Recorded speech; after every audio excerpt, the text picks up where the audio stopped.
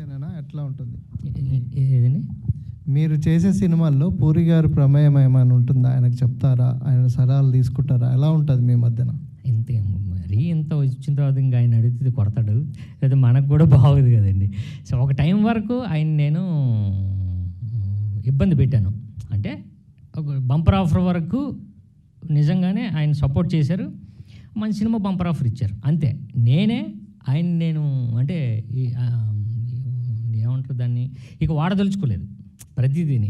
So decision ఇప్పుడు trailer పంపించా, trailer చాలా బాగుందిరా అన్నారు. సో ఈ మాత్రం ఒపీనియన్స్ తీసుకుంటాను. అలానే ఇది పట్టుకుంటే 10,000 ఇలాంటి కంటెస్ట్తో వస్తున్నాం అన్నయ్య అన్నాను. అరే కొంచెం జాగ్రత్త చూడండి రా, ఎందుకంటే చాలా ఇది అంటే మీరు ఛాలెంజ్ చేస్తున్నట్టు ఉంటుంది, దాన్ని మీరు కరెక్ట్గా నిలబెట్టుకోవాలి అని పెట్టేసి మళ్ళీ ఒక 10 మినిట్స్ తర్వాత ఫోన్ చేశాడు.